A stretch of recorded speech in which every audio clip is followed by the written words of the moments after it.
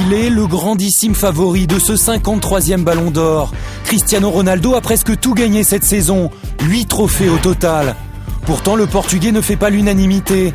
Alors peut-il perdre ce Ballon d'Or qui lui semblait acquis, ou va-t-il le remporter ?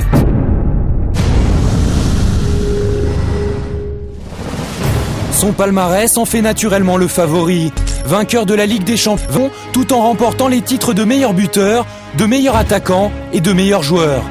Vainqueur de la Première Ligue, il y ajoute là aussi les trophées de meilleur joueur et de meilleur buteur avec 31 buts, un total qui en fait également le soulier d'or européen.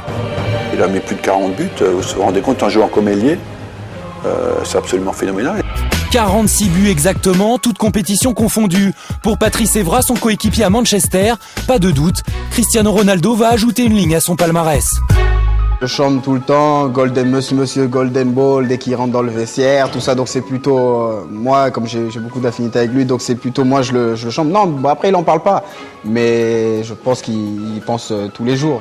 Cristiano Ronaldo y pense même peut-être trop. Dernièrement, différentes attitudes ont pu agacer. Qu'est-ce qui pourrait empêcher sa victoire ? Des mauvais gestes jusqu'au vote, par exemple.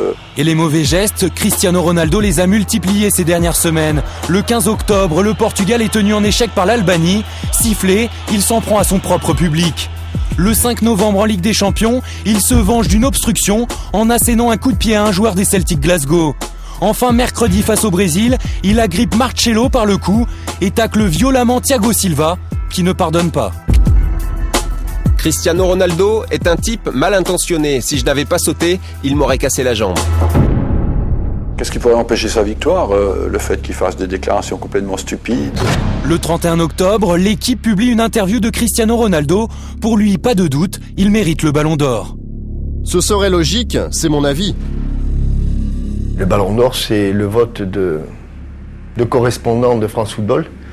Or, j'ai vu que Cristiano Ronaldo s'attribuait lui-même le Ballon d'Or. Je trouve la démarche un peu présomptueuse. Depuis, le Portugais a adouci son discours. Le Ballon d'Or, c'est très subjectif, comme je l'ai déjà dit. Je suis confiant, mais vous savez, cela ne dépend pas de moi. Après tout, l'arrogance est un défaut qui fait également le charme de Ronaldo, un joueur qui ne doute de rien. Et les coups portés sont largement inférieurs aux coups reçus par ce dribbleur né. Je ne croirais vraiment plus à cette élection du Ballon d'Or si Cristiano ne le gagne pas.